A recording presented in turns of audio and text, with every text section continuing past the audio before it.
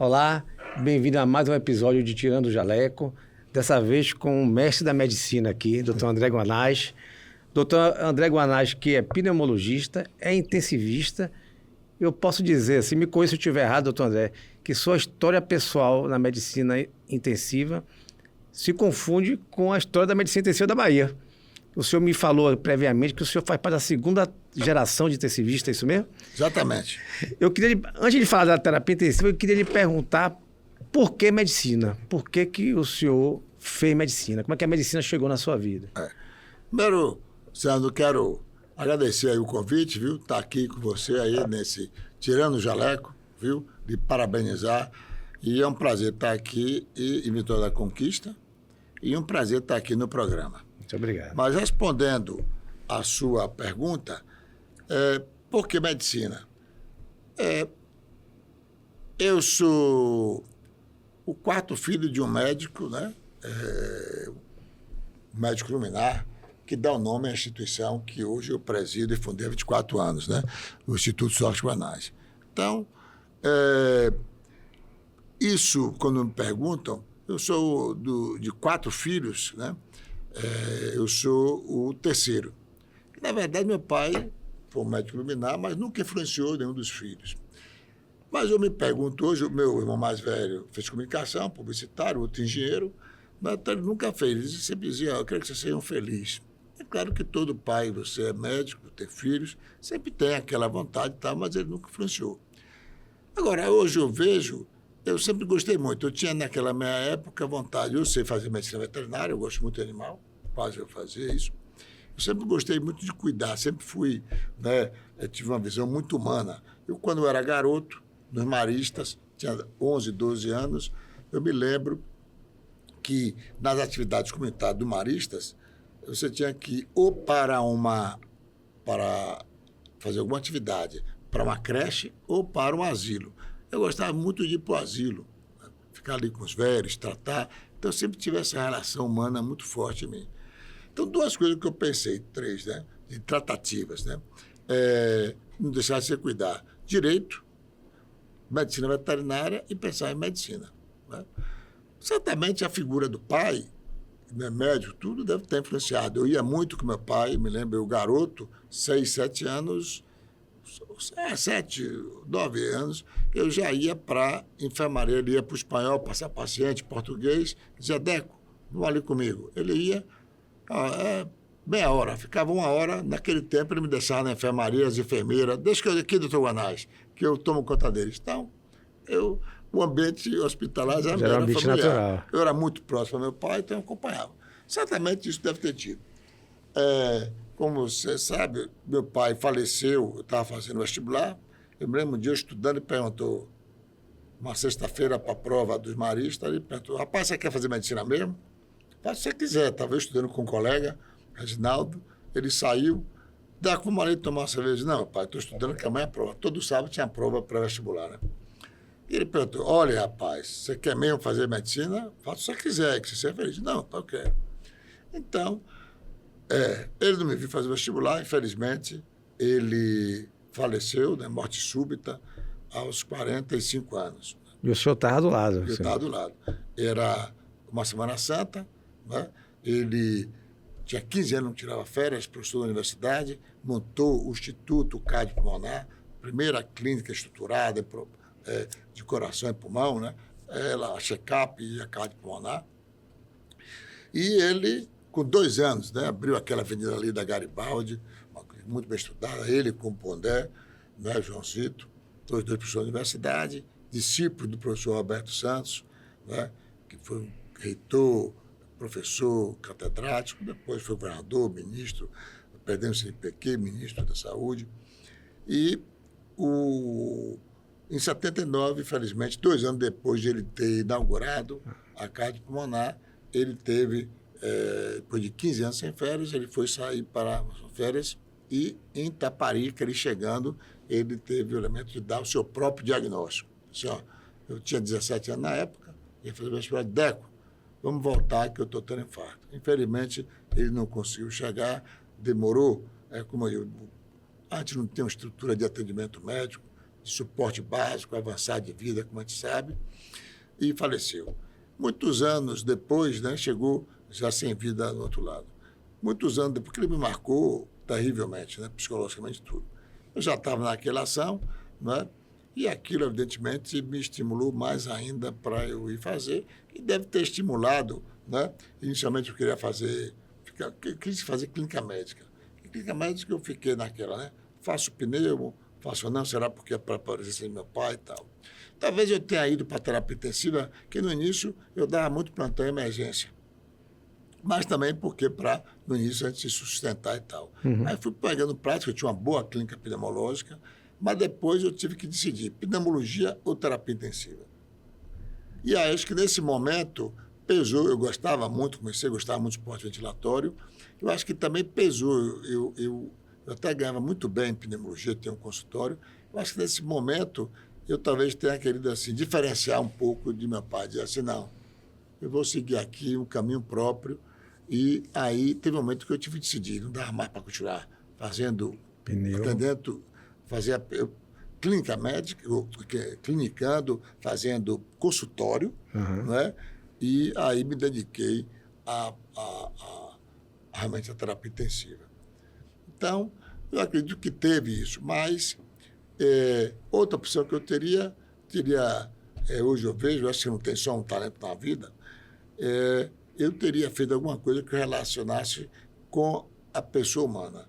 Eu digo sempre para os meus alunos, para todo mundo residente, eu digo, o que é preciso você querer fazer medicina? Né? O leigo geralmente diz assim, meu filho diz assim, eu não dou para medicina não, porque quando, você vê muito essa frase, né? Assim, quando eu vejo sangue, eu me sinto mal. Eu digo, rapaz, quem gosta de sangue é açougueiro, pô. Não é uma referência você ter gostar de sangue, não. Você se acostuma. Primeira vez que eu vi meu pai colher ele fazia uma hemogasimetria, eu tinha 15 anos, ele segura aqui a agulha. Eu fui segurar, daqui a pouco eu estava branco, balançando e tal. Então não é isso. Eu digo sempre, o que é a grande referência que eu digo para os alunos que é jovem? Para você que quer fazer medicina, eu pergunto, você gosta de estudar? Isso. Primeiro. Exatamente. Tem que gostar de estudar. Segundo, eu pergunto, você gosta de gente? Digo de uma maneira assim, bem, como está aqui, né? Bem espontânea. Não é que você... Não é uma frase assim, caricatural. Não quer dizer que você... Não, então, se eu não faço é porque eu não gosto de gente. Não, eu digo, se você gosta de lidar com gente, estar com gente, se sente à vontade, porque na área médica você está com milhões de pessoas rodadas você toda hora. Tem pessoas que gostam de estar... Um indivíduo que pinta, ele está ali trabalhando sozinho, né? Ele não pinta com um bocado de gente ao seu lado. Você está no quadro, você pode compor uma música, um pianista, concorda? Depende de ser um roqueiro. Então, eu digo, você gosta de lidar com gente, tal. Tem. Agora, você pode fazer medicina, você não gosta muito, você vai para a lâmina. Você pode ser um patologista. Você não precisa estar lidando. Exatamente. Né? Então, não é, quer dizer, então, você tem que gostar de ter a relação com pessoas, de cuidar, de estar exposto a todas as nuances da vida humana. Né? Você tem que estar exposto ali à abertura da que a pessoa lhe diz, a sua abertura, né? Até vivenciando aquilo. Então, é outra questão, é gostar de estar lidando constantemente com gente. Perfeito. Né? E, então, é o ponto. E o terceiro ponto é que, realmente, eu digo sempre, o outro ponto, eu digo, ó, tem gente, às vezes, que mira na vida e diz assim, né? Eu quero ser rico. Eu digo, mas se você quer ganhar, não é que nada contra o dinheiro. Mas se você quer dizer, o médico, eu digo sempre, não existe médico. Os dois extremos são difíceis. Né? Ou o médico desempregado, você não vê médico morrendo de fome, por enquanto. Por enquanto, entendeu? Não. Por enquanto. Entendeu? Só se o cara for preguiçoso. Entendeu? Mas até um médico, se tem um médico que é bom, até um médico, digamos, que seja mediano, seja medíocre, ele tem, por enquanto. Não sei com inteligência artificial como é que vai ficar. Tá? Verdade. Mas, então, e você também não vê outro extremo. Você vê médico bem de vida, ou o cara pode dizer, você não vê um médico milionário, alguma coisa assim. Né? Por quê? Porque ele vive, a menos que ele for empresariado. Edson Bueno. Bem, Edson Bueno montou, ou como vários exemplos, tá? Que montou um império de saúde suplementar. Então, é outro ponto que eu digo. Mas o que eu posso dizer é o seguinte, eu sou feliz com a minha profissão, entendeu? Muito feliz com que eu vou fazer 40 anos esse ano de formado, e eu sou muito. Mas eu pergunto às vezes, se eu tivesse feito direito, eu seria feliz? Eu seria, sim. Eu digo sempre, eu fiz um ano de direito, entendeu? Fez. Não fui à frente. Aí depois eu optei para medicina. Aí eu digo, acredito piamente de que o mundo ganhou um bom médico, mas também perdeu um excelente advogado. Professor, você foi egresso da UFBA, né? Egresso da UFBA. Como foi a sua vivência na faculdade? Qual a importância da faculdade para o estudante de medicina? Especialmente que o senhor veio, eu fui da Baiana, né? E o senhor foi da UFBA, que é uma das melhores escolas de medicina do país. Boa pergunta, viu, Sandro? Quer dizer que tanto na minha época como a sua, se tem tanta diferença, existia uma época, eram as duas faculdades, né? Não existiam outras, era Federal e Baiana. Todas as duas muito boas faculdades. A Baiana nasceu, foi foi o filho da Federal. A Baiana foi uma saída de Jorge Valente. Jorge Valente, o pai, né? O Hospital Jorge Valente da Promédica é Jorge Valente Filho, que foi colega de meu pai, Sócrates. O Jorge Valente, ele foi professor dessa geração. Ele era da época de professor Roberto Santos, daquela época. E o Jorge Valente, na época, era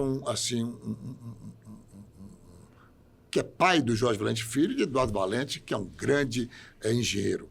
Foi colega até de minha mãe, que minha mãe era engenheira, foi a terceira engenheira da Bahia. O Jorge Valente, na época, era um grande médico, professor adjunto, um homem assim, luminar, grande estudioso. E ele foi fazer o concurso de cátedra, na época. Certo. E na época houve a influência aí, todos dizem, né? Eu penso de história do meu pai, todos dizem que ele fez a cátedra. E na época, o professor Edgar Santos, todo mundo tem, o reitor é muito forte, o pai de Roberto Santos, e teve uma influência.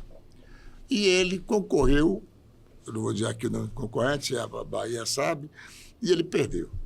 Não era para ter perdido, ele era um homem luminar, e ele, dentro daquela injustiça, ele se chateou com aquilo e ele disse, eu vou sair da UFBA, eu vou montar uma escola de medicina. Nasceu assim. E aí um grupo, os Castro Lima, Humberto Castro Lima acompanhou ele, e viu outras pessoas, grandes luminares da Universidade Federal da Bahia, Humberto Castro Lima. Que foi ministro, né? Hein? Ele foi ministro da Saúde. Não, quem foi Alberto Castro Lima. Alberto, tá. Entendeu? Humberto Castro Lima e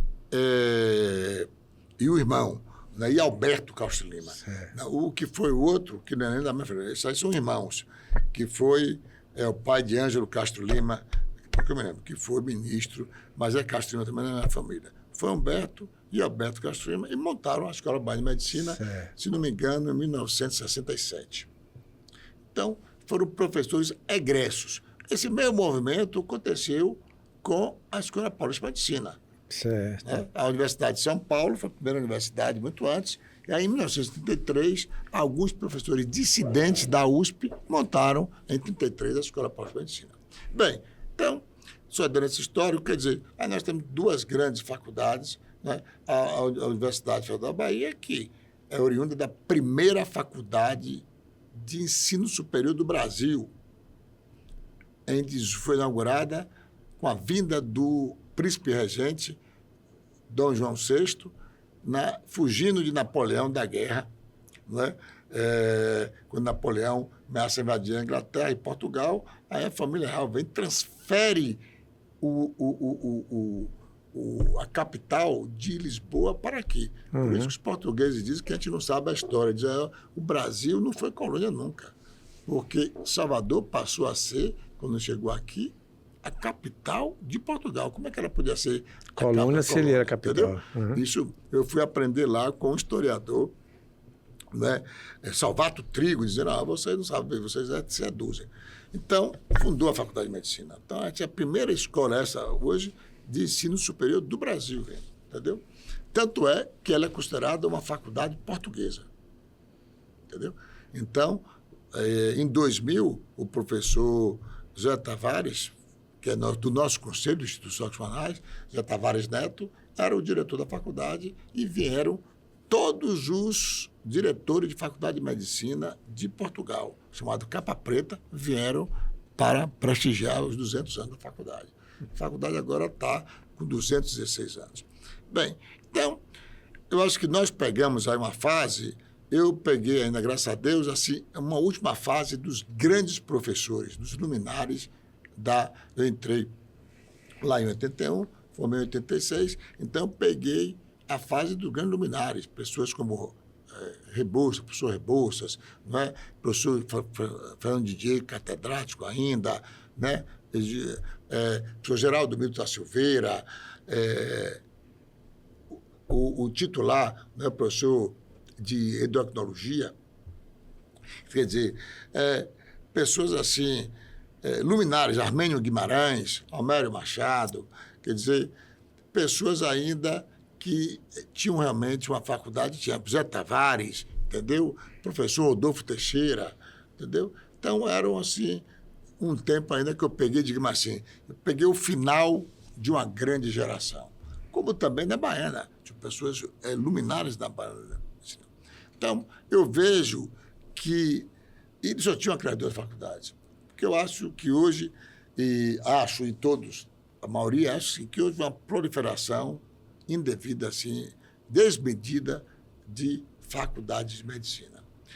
Hoje, nós temos mais faculdade de medicina, né, do que nos Estados Unidos pela proporção de relação de população.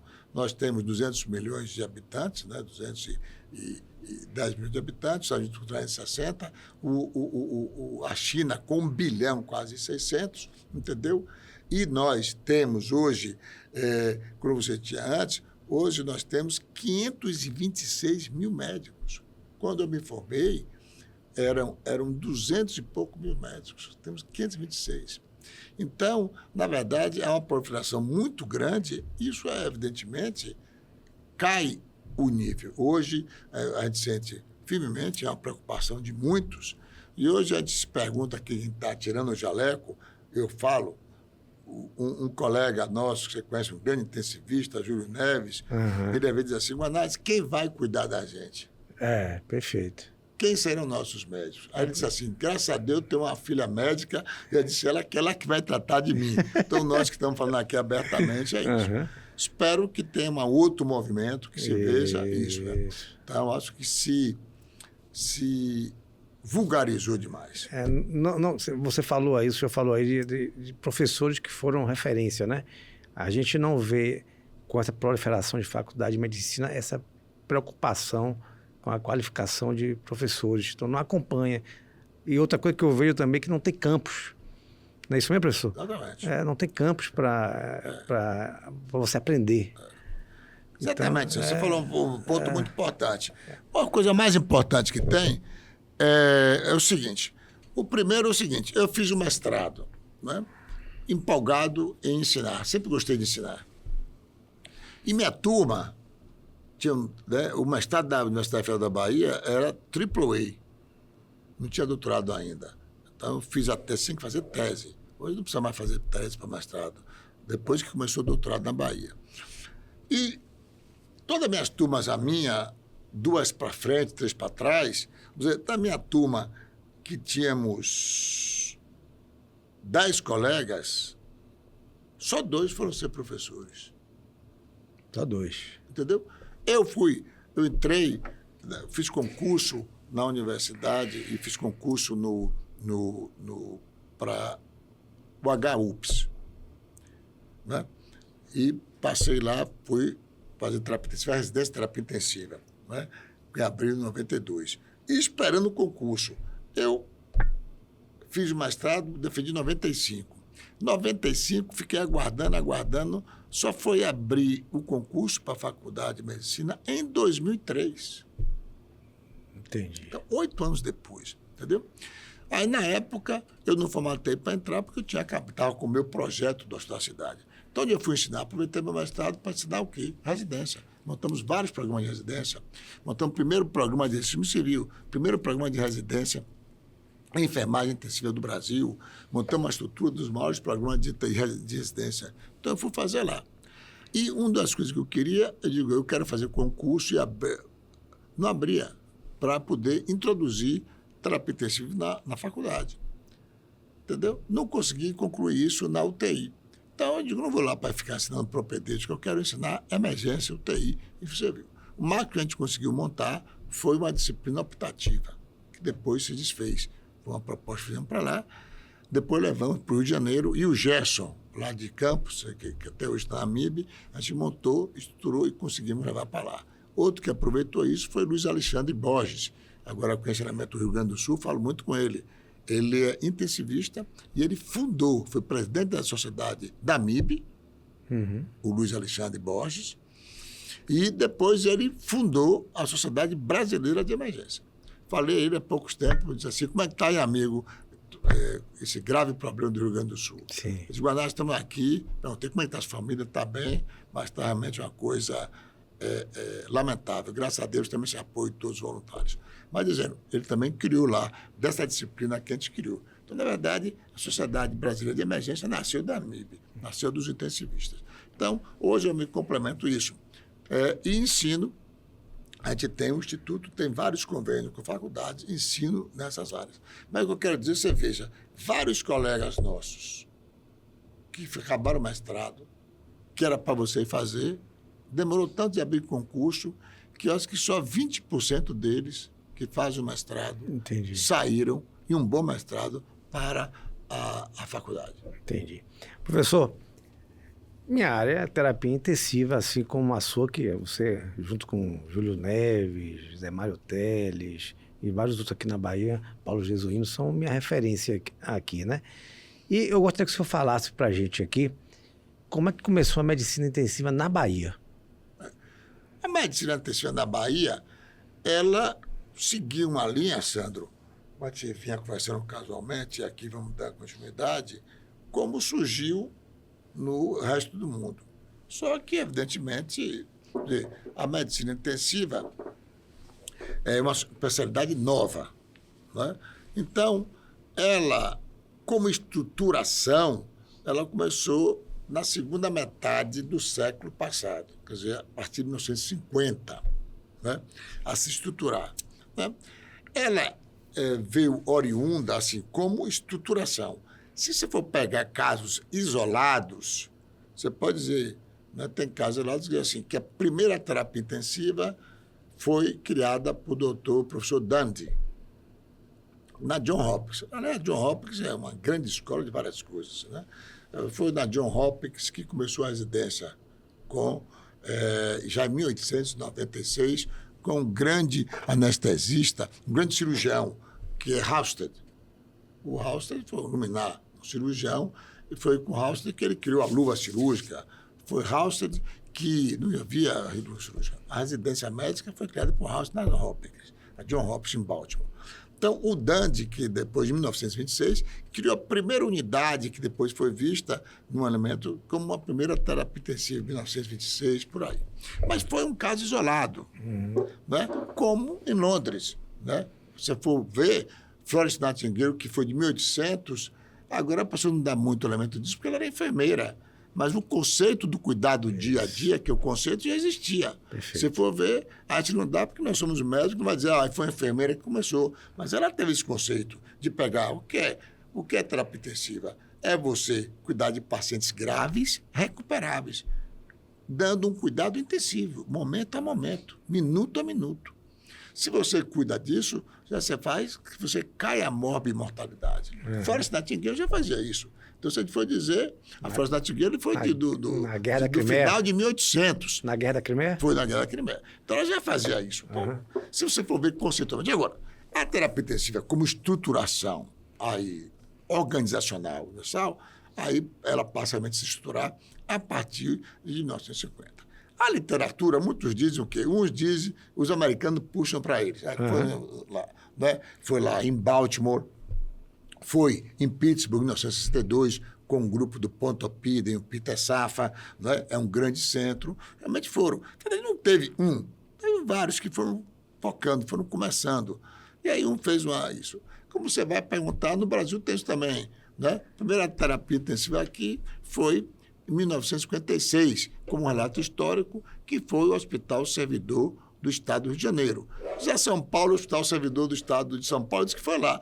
Na verdade, foram as duas, porque na verdade você não faz uma só, a diferença de 2 anos para outro, né? Aí é mais um elemento. Quer dizer, até porque se teve lá em servidor do Estado, o servidor do Rio de Janeiro, aí o que veio de São Paulo concretiza, porque se ficasse uma só, mandorinha não faz verão. Não. Então, na verdade, no mundo inteiro começou no início dos 50, mas no Brasil ela se concentrou. Você vê, 56, digamos que foi o Rio, né? 57, São Paulo. Na Bahia, na nossa Bahia, começou em 1971 nas clínicas, como eu disse, né? Foi na volta. E como é que começou? Da mesma maneira, no mundo inteiro, começou com especialistas que vieram, como começou a Society of Critical Care, ela é oriunda de 3 backgrounds, né? O internista, o cirurgião e o anestesista. Então, começou as UTIs, primeiro, das unidades, os anestesistas, anestésicas, pós-operatórias, os centros de recuperação anestésico, cada vez foram dando elementos que as grandes cirurgias você precisa, né? Pequena cirurgia não precisa. Foram criando elementos que você tinha aqueles pacientes que saíram de uma grande cirurgia, precisavam de um cuidado mais intensivo, que você tinha recuperação pós-anestésica, que era 6 horas. Aí depois eles começaram a ampliar para 12, depois para 24, pacientes mais graves. Aí começa a descer do pós-operatório. Então o anestesista dizia, começou comigo, porque eu sou anestesista. O cirurgião disse, não, foi o pós-operatório. Mas também teve o chute da poliomielite. Aí você foi na Europa, teve a poliomielite, aí começou. Os anestesistas tomaram conta daquilo ali, pulmão de aço, pressão negativa. E hoje a gente fala trabalhar com pressão positiva. Então, ou seja, foi todo naquele, na verdade, nasceu de todos. Com aquele estudo da poliomielite, os avanços do pré-operatório e depois as unidades coronarianas. Também começaram a ver isso.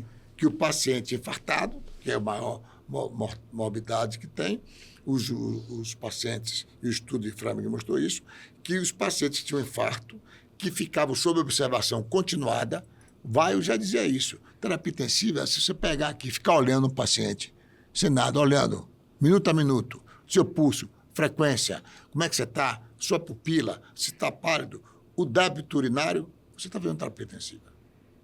Você está cuidando, minuto a minuto, diagnosticando e tomando ação. Diagnosticando e tomando ação. Então, é isso. Ora, o que vem é isso, é você examinar o paciente a todo momento. Agora, aí vem todos os equipamentos que vêm para ajudar no diagnóstico. Entendeu isso? Mas se você não tiver o raciocínio clínico, se você não tiver a sessão, então a postura do intensivista é isso. Na Bahia, especificamente, nasce como nos outros lugares. Em 71, nas clínicas, infelizmente, por causa da burocracia, ela nasceu ali, ela teve seu papel, que aqueles professores criaram. Então, aquele primeiro grupo, meu pai participou disso, vindo como pneumologista da Inglaterra, entendeu? Almério, vindo como pneumologista dos Estados Unidos, não é? Pondé, da cardiologia, não é? O professor Marcílio, vindo de Boston, nefrologista, né? O Augusto Teixeira, que era um grande cirurgião de emergência, que você me disse que você foi operado por ele no estado de emergência. Eles se juntaram e montaram a UTI das clínicas. Ora, como ali estavam os professores, esses professores depois saíram para onde?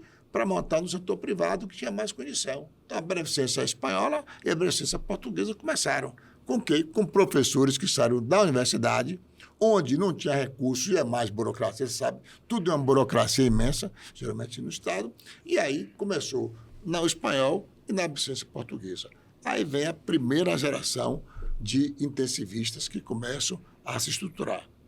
E dali, alunos como eu, desses professores, Zé Antônio, né, Fael, Rochael, Siqueira no português, isso aí cá no espanhol, Siqueira, Wesley, Nuno, né, Natalino. Então, eles vieram ali. Cada um tinha um cirurgião torácico, outro cardiologista e tal. E aí vieram aqueles, como eu, como Júlio Neves, como Paulo Jesuíno, como Roque Aras, cada um na sua, com vários colegas que estavam ali, né, iniciando, né, isso. Foram. Paulo Amaral. Teve alguns que fizeram ali, mas aí seguiram depois. Paulo Amaral, eles fizeram, seguiram a carreira cirúrgica e continuaram. E teve outros que se dedicaram frontalmente a isso daí, né? Sidney Gareno e tal. E aí essa foi a segunda geração, digamos assim, de intensivistas, e dali que saiu realmente a nata da terapia intensiva de pessoas que passaram a se dedicar e ter terapia intensiva como primeira especialidade. Perfeito. E daí, o senhor é referência com pneu, como intensivista, e uma fala sua ontem me chamou a atenção, e que é verdade, eu defendo muito essa fala, que o coordenador da UTI não é aquele que faz uma escala, ou melhor, que só faz uma escala. Ele é, antes de tudo, um gestor. E o senhor também é referência em gestão. Professor, fale para o nosso público aí, o que é fazer gestão em terapia intensiva? É muito interessante, Sandro. A gente conversando isso, a gente está trazendo aqui uma conversa bem casual, porque foi uma conversa que nós, como colega, dirigindo, você batendo um papo, a gente conversando. Ontem, num jantar muito agradável, a gente também ali, brindando com vinho e conversando. Aqui a gente está trazendo para o público e tentando trazer para isso. Realmente, quando eu iniciei na emergência, na UTI, tudo, a gente via o coordenador, não todos, né? Era aquele indivíduo que fazia uma escala de plantão. Era um cara mais experiente, que tinha alguma liderança, mas ele, na verdade, não fazia uma gestão completa. E, geralmente, ele se detinha, né, atividade de terapia intensiva, cuidados intensivos, multidisciplinar. Ela não depende só do médico. O médico é ali, ele realmente é uma liderança, está ali, mas ela é interdisciplinar. Ela tem que ter uma equipe, nada é tão interdisciplinar quanto uma UTI. Né? Você quer ter outro lugar, é transplante, mas que se você tem transplante, onde tem uma boa UTI. Né?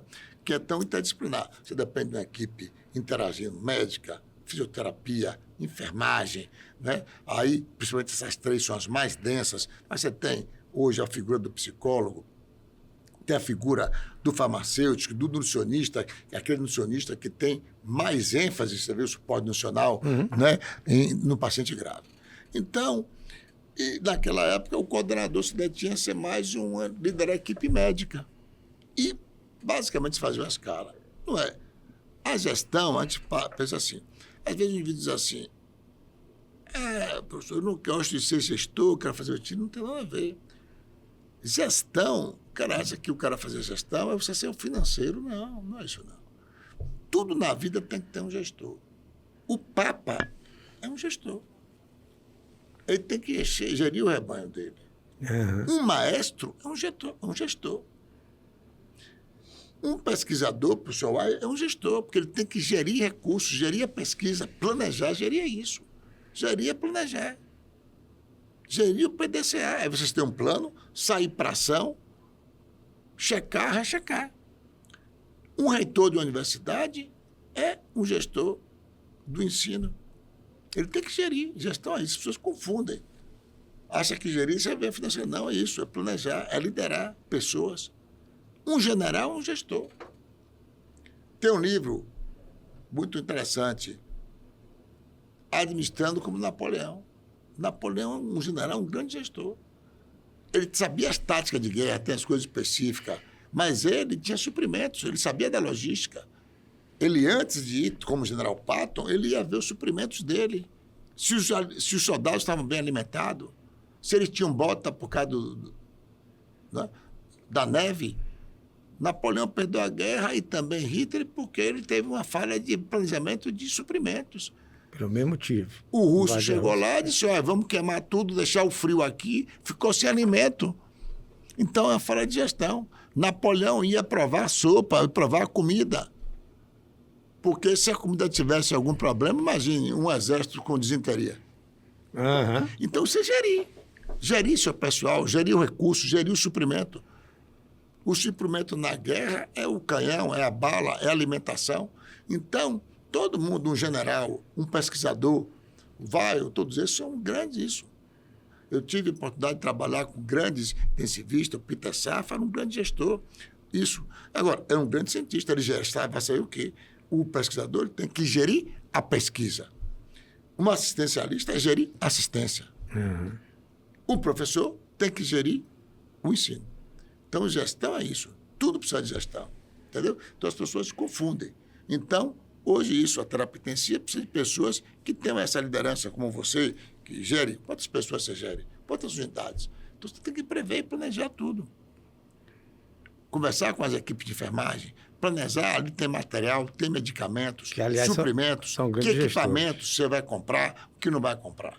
Então, as pessoas confundem isso. Agora, você tem que ter seu financeiro. Eu tenho meu financeiro. Então, muita gente que acontece às vezes com médico é isso. Isso às vezes ocorre. Hoje as Unimed estão, vou dar esse exemplo assim, estão se profissionalizando.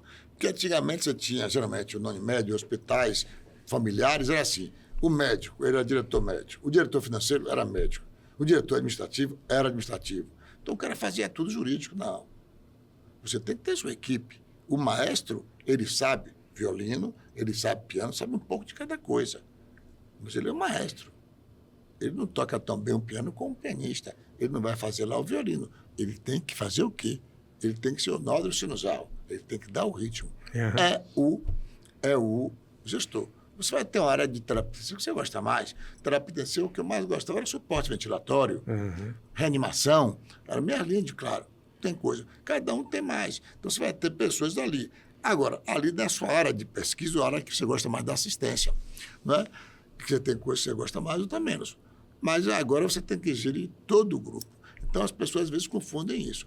Bom, então o gestor tem que saber do papel de cada um. Eu converso com o meu advogado, eu faço o planejamento, mas a área técnica é dele. Eu converso com o financeiro, mas eu não sou financeiro, eu nunca fiz o papel do financeiro. Então, eu sei da economia da saúde, eu tenho que saber. Mas tem coisa específica, contabilidade. Então, as pessoas confundem às vezes. Dizem, não, mas não vou lhe dar, não. Você tem que saber gerir. Isso. Se pudesse resumir, eu diria que seria talvez uso racional do recurso, né? Justamente. Fazer gestão. Do recurso, de todos os recursos. Exatamente o que você está dizendo, entendeu? Sandro? Do recurso de pessoas, do recurso material, do recurso da estrutura logística e de tudo isso. E o profissional médico, quando ele passa pela faculdade, ele não tem, para mim não tinha, né, essa formação, essa aula, esse ensinamento de gestão. Se eu não me engano, algumas faculdades já tem essa matéria. Não, hoje tem. Já tem, Você né? falou um ponto muito importante, Sandro. Eu não tive. Na minha época, na sua época, nós somos da mesma geração, né? Uma geração diferente da outra com 25 anos, agora com 15. Então, mas o que eu digo na nossa época, isso já mudando, o seguinte, era um ponto assim, era pecaminoso primeiro o médico falar em dinheiro. A gente nunca teve nada de aula eu me lembro que logo que eu fazia, meu professor Amém dizia assim, olha, o médico não pode ganhar dinheiro nos primeiros 10 anos em medicina, porque não se desvia. Então, a gente não podia se falar de dinheiro. Então, administração ou gestão, jamais. Hoje, não. Hoje, eu me lembro, hoje você vê, as pessoas saem e vão fazer sua especialidade, pneu, cirurgia, cardiologia, nefro, entendeu? Isso. Mas depois, tem quantos médicos hoje passam e vão fazer o quê? Porra disso, um MBA. Vão fazer qualidade. Vão fazer 5 Sigma, 6 Sigma, certo? Vão fazer Lean. Antes não fazia. Quem fosse fazer isso quer dizer, para estar se desviando. Então não se falava. Então, hoje não. Hoje já é um elemento muito presente. Você vê, a maioria das pessoas que coordenam, que se estruturam, entendeu? Você está vendo Carlos Carvalho, dos grandes intensivistas do Brasil, do mundo. Entendeu? Tem uma escola, ele com a Mato, com a Carmen Barbalante, faz parte de um dos grupos que são liderança da terapia intensiva respiratória internacional. Hoje você está no LinkedIn, está Carlos Carvalho lá estudando profundamente inteligência artificial. Eu toda vez entro no LinkedIn e leio os artigos de Carlos Carvalho. Porque ele está usando inteligência artificial para quê? Para melhorar, para saber usar a inteligência artificial no que ele precisa, que é a medicina intensiva, os cuidados intensivos. Então, hoje as pessoas estão abrindo esses campos e também fazer a gestão. Ele hoje lidera, imagina, um cara lidera mais de 200, responsável por mais de 200 leitos de UTI. Ele é um gestor de ensino, é um gestor de pesquisa. Uma banca de pesquisa é muito importante. E você, para tudo, tem que ter funding. tudo você tem que ter dinheiro. Entendeu? O dinheiro é um instrumento, mas você vai, porque você não consegue fazer nada sem o dinheiro. Exato. Você teve uma passagem muito interessante sua, a gente conversando aqui. Eu tô puxando coisa que a gente conversou no bate-papo nosso na viagem hoje para Brumado e que eu achei interessante e queria que ele falasse aqui. Onde você pegou a UTI do Santo Amaro com o perfil e mudou o perfil para a UTI se tornar viável. Você pode falar dessa passagem como foi? Sim, é um ponto. Eu trabalhava, né? Eu sempre gostei muito de emergência, UTI. Então, no início da minha vida, né, eu, evidentemente, fazendo residência com uma gente para sustentar, depois eu casei, eu dava plantão de emergência. Chegou um período que eu dei, durante os primeiros 10 anos de pós-formado, dava 72 horas de plantão, você imagina, por semana. Então, eu trabalhava na UTI do Otávio Mangabeira, concursado, 24 horas. Trabalhava na emergência do Espanhol, mais 24. E trabalhava, depois de um tempo, em 90, na emergência do Aliança. Então, depois eu saí de lá e fui trabalhar no Português. Então, combinava isso daí. E fazia meu consultório de epidemiologia, né? Então, dentro desse contexto que você se inicia, o que é que você passa a perceber? De que você tem que sobreviver, né? Você tem que estar ali estruturando a sua vida como médico, né? E naquela fase inicial você também está, logo que você sai da faculdade, você está, na verdade, tateando para ver o que realmente você quer. Você tem que subsistir como pessoa, realmente você está nessa idade, e você está, digamos assim, se encontrando. Bem, quando eu realmente passei, eu estava, como eu disse a você, eu fazia pneu e terapia intensiva, os dois juntos. Eu não larguei pneu. Tem uma coisa que eu quero dizer aqui, antes de responder você o negócio do Santo Amaro, é que quando o indivíduo é cardiologista e ele vai fazer UCO, ninguém diz que você deixou a cardiologia. Deixou a cardiologia. Entendeu? A mesma coisa, não deixei de ser pneumologista. Você tem um pneumologista que vai fazer sono. O cara está fazendo a apneia do sono. Você tem outro pneumologista que vai fazer alergologia, que se dedica mais. Álvaro Cruz, foi meu professor, né? Meu pai fez muita alergologia. Estava me falando de seu pai, alergologia. Né? Então, quando você vai fazer pneumologia, você vai dizer, Carlos Carvalho não é pneumologista? Não é. Só que ele se dedicou o quê? Suporte ventilatório. Uhum. Quando uma pessoa, um cardiologista, vai fazer hemodinâmica, você diz que ele não é cardiologista? Não, ele é hemodinamicista. Ele avançou, então, né? é a mesma coisa. Entendeu o que eu quer dizer? Uhum. Então, não. Então, é claro, sou pneumologista, só que você se dedicou ao suporte ventilatório. Bem, quando eu já comecei a fazer cada vez mais, eu fui deixar de fazer consultório em 2004. Então, quando eu fui, por que foi vontade de eu ir para o Santo Amaro? Eu estava no Português e eu via a necessidade de fazer. Queria fazer isso, queria fazer aquilo, mas eu não tinha o comando. Então, eu ia lá, tinha que conversar, Júlio, e às vezes era atendido, Antenor, vamos fazer isso, fazer aquilo. A ideia da humanização já vinha desde antes. Eu vi isso nos Estados Unidos, trazia. Levei o programa de residência para fazer residência no Português, o professor Rodolfo Teixeira, não passou. Eu e Sidney Garana montamos tudo, estruturamos para levar. Aí o pessoal disse que não podia, entrou os jurídicos, não, a residência aqui vai ter um problema jurídico, é um contencioso jurídico. Como contencioso é residente, rapaz? Então você via tudo, não podia. Então, eu digo, quando você está liderando alguma coisa, aí que eu vi necessidade. Se talvez eu dissesse assim, Sandro, você é meu coordenador, Sandro, vamos montar isso aqui e tal, talvez eu não tivesse partido. Uhum. Mas aquele elemento, você ter uma boa ideia, e aí, porque você não tinha um líder ali na frente, acima, está aceitando aquela ideia. Porque o líder é isso, ele tem que saber ouvir os seus liderados e fazer. Então, se você tem uma boa ideia de uma pessoa, você passa a absorver aquilo, não impedir. Aquela ideia passa a ser de todos. Exato. Então, aí eu vi, naquela oportunidade, estava abrindo a UTI do Santo Amaro. E eu aí soube, é um momento de...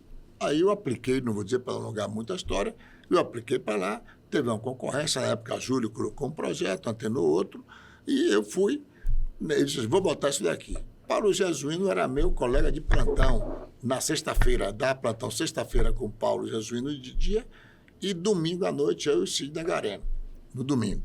Aí eu conversando com ele, disse, Paulo, vou aplicar para isso. Mostrei meu projeto do que eu queria, Paulo gostou, disse, pô, Guanais, ele me chamava de Guanais, pô, André, gostaria de participar. Disse, embora, Paulo, vamos fazer. Então, eu vi o elemento de que eu queria fortemente entregar as questões de humanização. E aí levei a proposta, ganhei a proposta e começamos. Era um UTI pequena, era um UTI de 6 leitos. Como ele disse, na verdade, o UTI nascia, era uma maternidade, uma hospital maternidade, né? E já tinha sido, que eu fui o Hospital Santa Amaro, que era o antigo hospital, o IBIT, que é o Instituto Brasileiro de Investigação do Tórax, que é do professor Silveira, um iluminado, um grande fisiologista.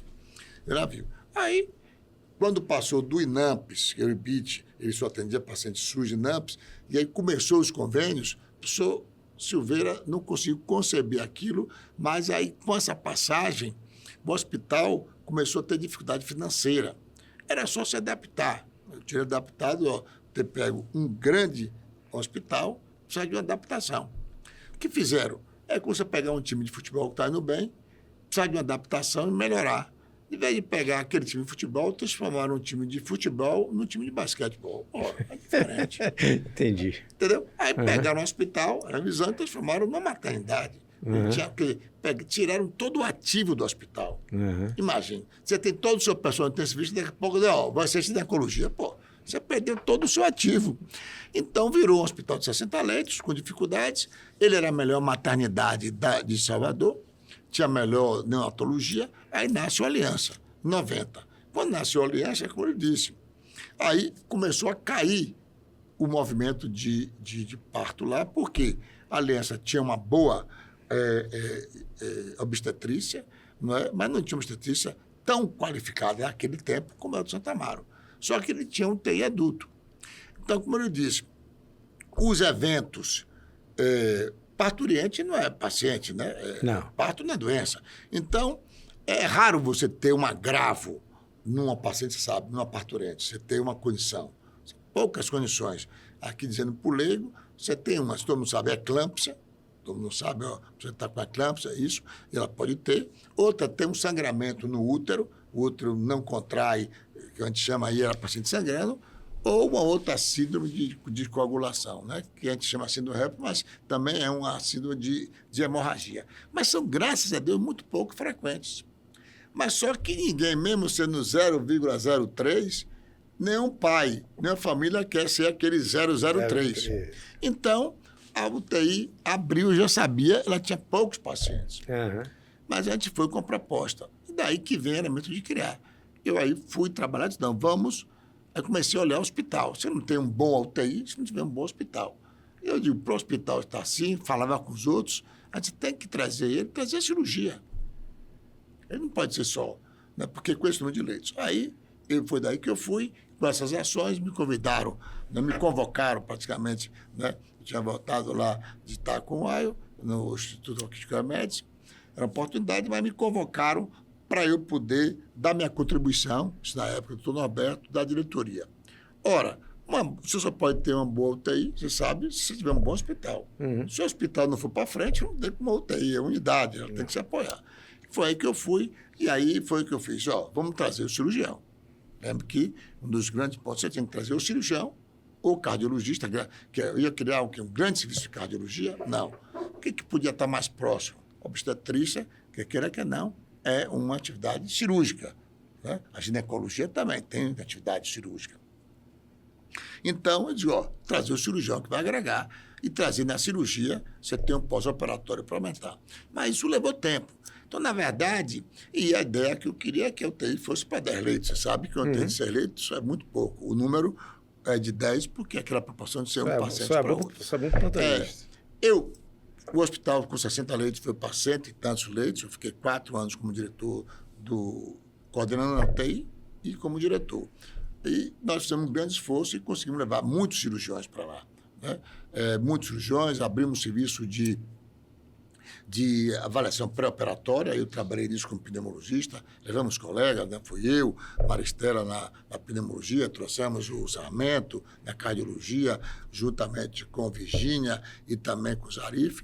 E aí o hospital aumentou. E a UTI, que antes ficava com 2 pacientes, 3, aí passou a ficar cheia. Mas cheia era o quê? 5 pacientes. Né? 6. Na UTI de 10, 6 é 60%, né? Você está meia boca. Quando a gente estava todo cheio, era ali. Mas foi um grande lugar. Você viu ontem a gente com o Ramon, ali a gente criou uma mentalidade de terapia intensiva, ali a gente estudava muito, ninguém ficava parado, publicamos muito, porque quando a gente estava ali... Professor, era lá que você ia 2 da manhã, não? Era, isso é outro ponto, sempre foi um ponto meu, né? Se for de Marinha, eu sempre pedi... Fomos colega de Marinha. Equipe. Então, nós fomos colega de Marinha também, fomos médicos lá, né? E lá foi muito bom para mim, eu não fui voluntário, mas hoje eu vejo que foi 14 meses de grande experiência, porque eu aprendi a ter disciplina. Quer dizer, isso. A disciplina é o que eu falo. Né? Respeito à hierarquia e disciplina. A disciplina, como fazer, Isso. até o método, foi uma coisa que eu levei até hoje. O senhor se viu, desculpe, o senhor se viu também no Hospital Naval, ali em Nazaré? No Hospital Naval, né? Você viu lá também? Vi lá. Porque eram os 2 primeiros colocados na minha época, foi assim, que iam para lá, né? Você, naquele treinamento de fuzileiros, entendeu? Os 2 primeiros colocados escolhiam o Naval. Tanto que eu aí me apliquei ali, eu me lembro que eu fui o melhor de tiro na época, de armar e desarmar, porque os outros iam para a base naval. A base naval. E quem ficava cá era. Como eu não queria perder meu estágio da pneumologia, porque se eu fosse para o Oeste, eu aí fiz de tudo para poder estar. Mas, em relação ao que eu acabei me perdendo. Nós estávamos falando lá do Santa Amaro. Sim, mas essa última pergunta que você falou foi sobre eu ir 1h da manhã. Eu sempre tive um ponto, eu acho que o coordenador, você para gerir, você tem que ter isso.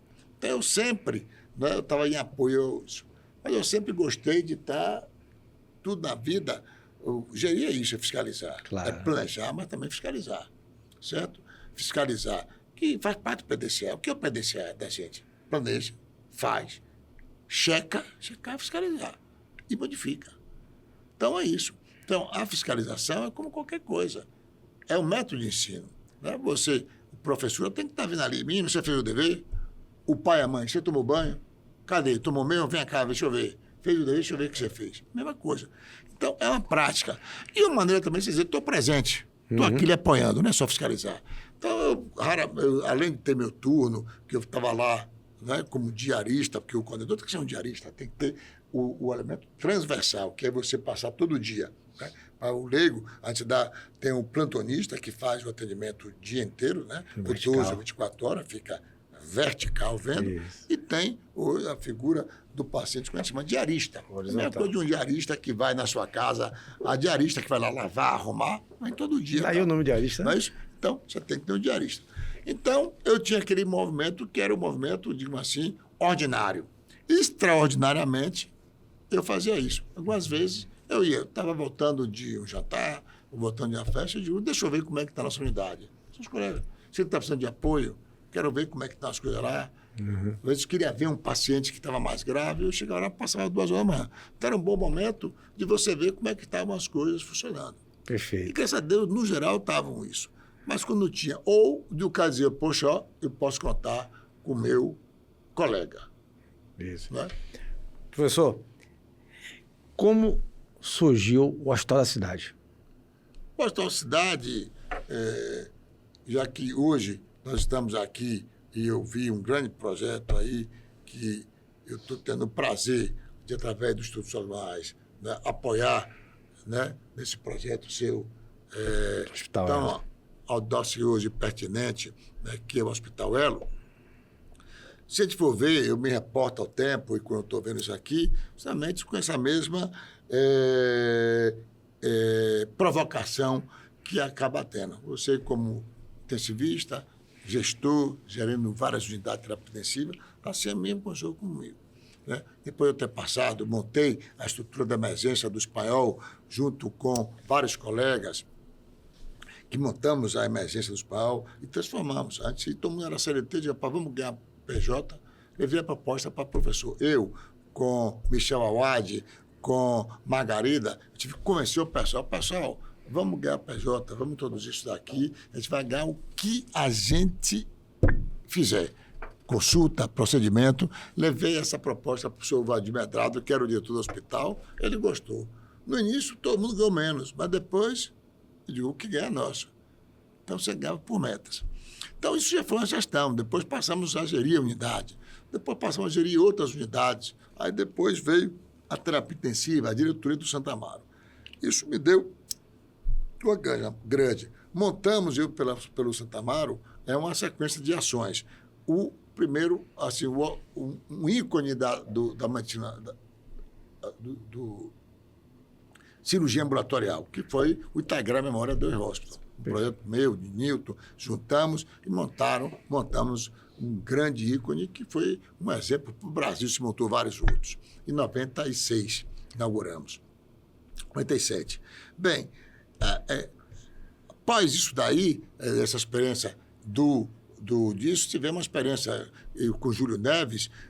Júlio Neves me convidou, vamos montar isso aqui, embora. Eu tinha acabado de vir de Pittsburgh, e Peter Safra disse, meu filho, você tem um excelente, eu apliquei para fazer fellow lá, ele que me apresentou o raio.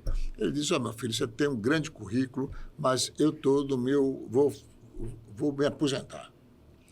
E eu preciso agora, nesse meu final de vida, de um fellow muito experiente em pesquisa. Você tem uma grande experiência clínica, mas a sua experiência em pesquisa, você vem do Brasil, sei o que é isso, não tem. Então, ele foi pegar um cara top lá da Alemanha. Eu vou lhe indicar para o Ayo, porque o Ayo pega fellows assim. E o que isso tem a ver? E aí ele viu e disse assim, você tem um currículo muito bom, mas para você, estou vendo aqui emergência, sua experiência em UTI, mas para você ser um intensivista completo, critical care, falta, sabe o quê? Você trabalha. Você já trabalhou em ambulância? Eu disse, não. Então, falta isso para você. Quando eu voltei de lá, aí, Júlio Neves estava acabando de vir um grupo uruguaio para a Bahia, montando primeiro. O Uruguai é muito avançado em pré-hospitalar. Montar primeiro a estrutura de pré-hospitalar privado. A Vitalmed. Vitalmed. Minha irmã trabalhou E lá. aí, Júlio conversando e tal, e aí, naquela época, hoje ele me brinca comigo, chama de comendador, mas, e aí, Guaranás, tu vai topar isso daí e tal? Eu cheguei lá e disse assim, embora, fui lá ver, pronto. Aí a gente montou um grupo maravilhoso, intensivistas. O pessoal até achou assim, os caras estão regredindo, porque o negócio é assim, né? Uhum. O trabalhar em ambulância era para a pessoa mais jovem, o nego viu, alguma coisa está acontecendo. Só os caras top em terapia intensiva, eu tinha acabado de voltar de lá, disse, muita gente diz assim, vocês estão regredindo para pré-hospitalar? Não. A gente foi e montamos isso. Então, foi outra vivência. Tudo isso foi marcando experiências. Então, chegou no momento, depois que eu deixei a cirurgia ambulatorial, o DEI, eu queria ser sócio. Apliquei para ser sócio, queria, depois, por várias outras razões, acabei não sendo, e eu disse, está na hora de eu montar. Sempre tive minha cabeça de montar uma estrutura, uma unidade do que eu tinha juntado de experiência até aquele momento, né? Eu estava com 39 anos, já tinha 14 anos formado, digo montar um hospital voltado para a medicina clínica, para fazer 80% do que é mais comum e muito bem. E, claro, voltado porque eu mais gostava, que era pré-hospitalar, emergência UTI.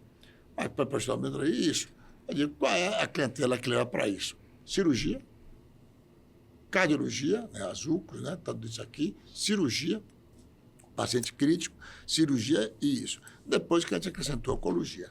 E aí nasceu a ideia de fazer o Hospital da Cidade. Eu digo, eu quero fazer um hospital de comunidade, como dizia o americano, que é na comunidade, privado, de comunidade, ligado ao ensino, porque eu sempre acreditei que o grande pilar da qualidade, mas não só qualidade, da eficiência, Sandro, que é fazer qualidade ao melhor custo possível, era o ensino. Isso. Então, eu montei essa pedra angular, por isso que nós fizemos ensino muito fortemente. Isso fez com que o Hospital da Cidade, ele, em apenas 30 meses, 2 anos e meio, chegasse ao ponto de equilíbrio econômico, que para um hospital, beleza. E com 6 anos, ele já estava tendo era um dos poucos hospitais, dos 22, eram uns 4 ou 5 que eram supravitários, todos os outros não eram. Então, foi um projeto audacioso que a gente levou para uma população CD, a gente levou um hospital privado, com qualidade para a população CD, que foi a população da Caixa d'Água, da Liberdade do Curuzu. Perfeito. Aí daí, em algum momento, o doutor André Guanais é o superintendente do Instituto Sócrates Guanais.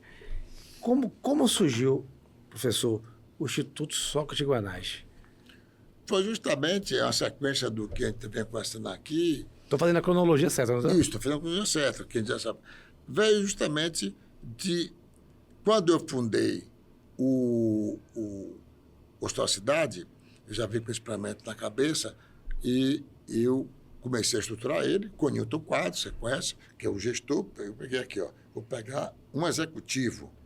Já tínhamos conhecido o Newton Quadros quando eu era o diretor médico, o diretor financeiro era Romano, o diretor da área social é o nosso deputado Antônio Brito, e o da área comercial, com relacionamento com o suplementar, era Newton Quadros. E a superintendente era, na época, Fátima Maia, depois foi Antônio Brito. Então, eu tive 2 grandes professores. O professor Silveira, que eu tive o prazer de conviver quando ele tinha 90 anos, 96, vamos iluminar.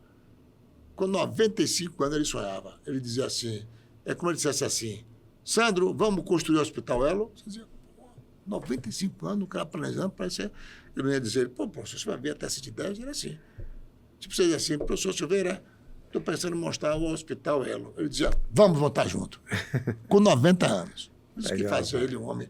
A gente pensava, então aprendi muito com ele. E o outro foi o doutor Norberto Odebrecht, que era do conselho e prometeu a professor Silveira, disse assim, professor Silveira, vou fazer um dos maiores empresários do Brasil, maior empreiteira, né? Doutor Norberto, que fez uma grande isso, né?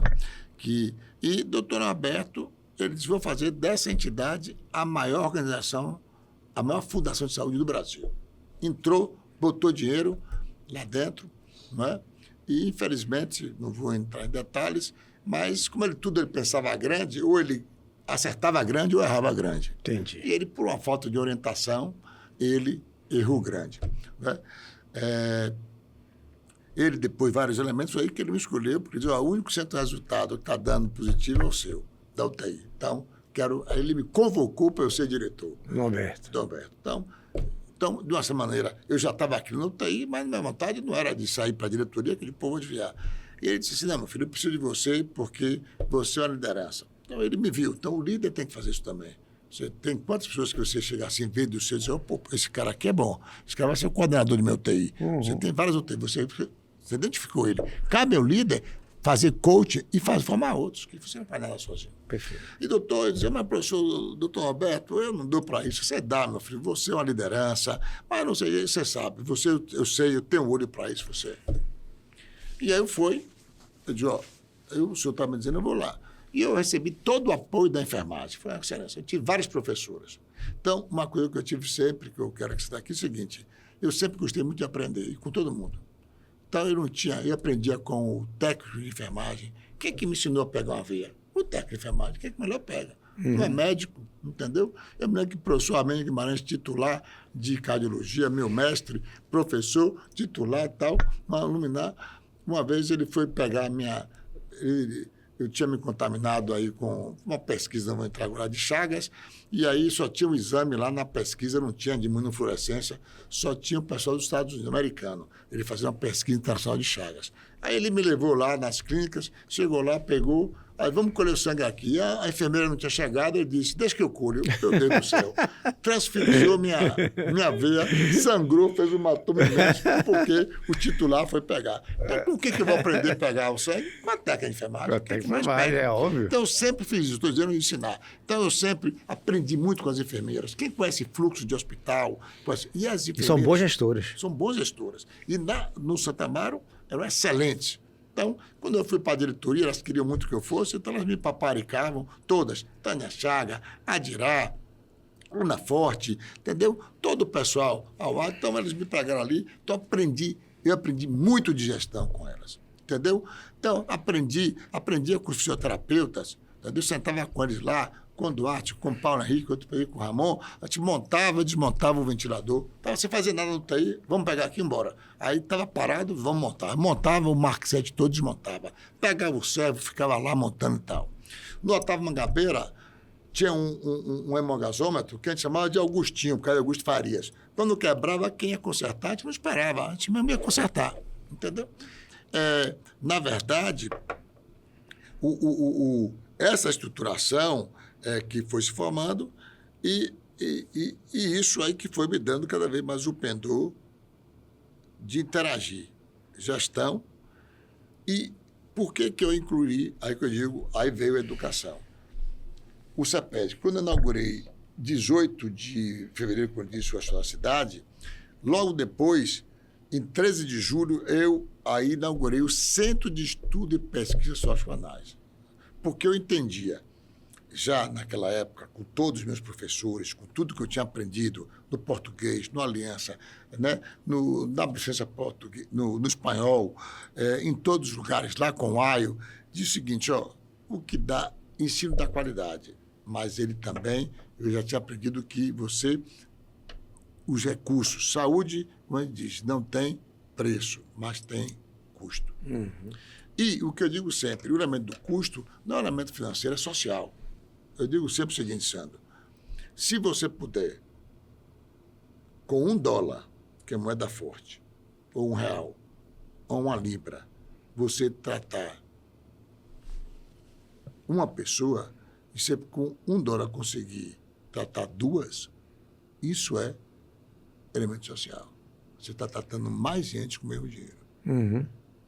Então, se você, com a verba X, consegue tratar mais gente melhor, isso é responsabilidade social. Perfeito. Então, o que a gente tem que fazer, o elemento gestor, é isso.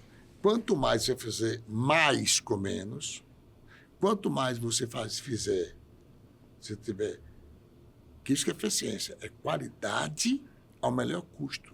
Porque aí você pode levar a saúde para mais gente. Então, não pode ter desperdício. Uhum. Entendeu? Não pode ter. Então, retrabalho é custo, Sandro.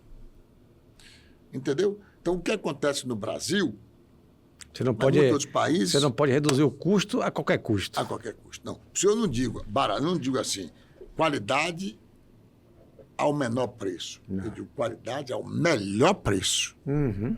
Ao melhor preço. Entendeu? Então, cabe isso. Então, eu digo sempre, olha, o ensino sempre diz assim, muito se dizia, não, o ensino encarece, porque você tem o residente custa caro, e não pode. Alguma coisa está custando errado. E não pode. Como é que você, quem estuda, quem tem a melhor educação, se você tem o melhor aprendizado, você faz melhor. Como é que a pessoa que sabe mais, quem sabe mais erra menos, e erra é custo. Retrabalho é custo. Quem sabe mais planeja melhor e faz melhor. Então não pode ser. Não pode. Então, por isso que a educação, ele é um pilar de tudo, de dar mais ética, mais transparência, mais conhecimento e também de melhorar o custo, você fazer mais com menos. Você ter qualidade a um melhor custo. É uma obrigação. Por isso que veio o Centro de Estudo e Pesquisa Hormonais. Ele está em paralelo, ensinando.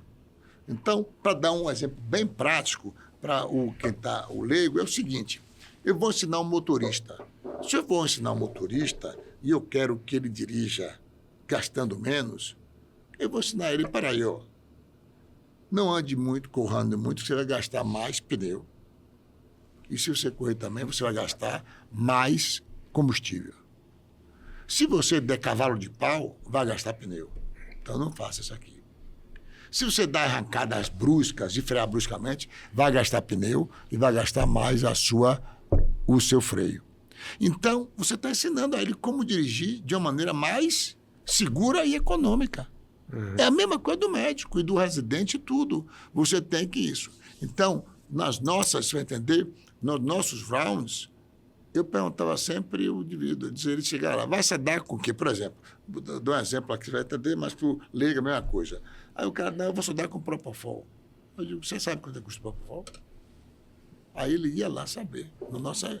Vai ver o custo, vá lá no suprimentos e pergunte. Diz ele, não. Então ele já tinha que chegar sabendo o custo. A gente faz muito isso na gestão da... Entendeu? Eu me lembro de professor Martinelli, nefrologista, vou dar uma lembrança a ele, que quando eu estava na residência, a gente passava lá. Aí a gente chega lá, passava. Não, passar aqui, hidralazina. Vou passar esomeprazol. Mas peraí. Você sabe se ele pode comprar? Passa propanolol, é tão bom quanto. Uhum. Ele tem asma? Não. Então, se ele tiver, tudo bem, porque você é cardio seletivo. Agora, o propanolol, você vai prescrever uma medicação para aquele paciente que ele não pode comprar? O médico tem que saber isso. Eu não posso simplesmente ver. Tem que saber que classe social é ele, como é que ele pode fazer. É esse que ponto. Então, é esse o ponto. Então, a educação vai fazer isso. Você vai educar, ensinar. Então, por isso que aí veio. Aí o Centro de Estudo e Pesquisa Social com Análise veio. Depois se tornou o Instituto. E dessa ação a gente foi fazendo o quê? Com a educação melhorando a gestão. E aí veio daí que ele foi ampliando e a gente queria ficar só na educação. A fase de dizer, por que você entrou na gestão assistencial? Porque eu digo, ora, se eu tiver mais hospitais, mais unidades, mais ambulatórios para assistir, eu tenho mais campo de trabalho para ensinar. Porque é aquela pergunta que você me fez lá atrás. Mas nós hoje você não tem os campos, não tem. Eu fui do grupo de médicos que começou a simulação.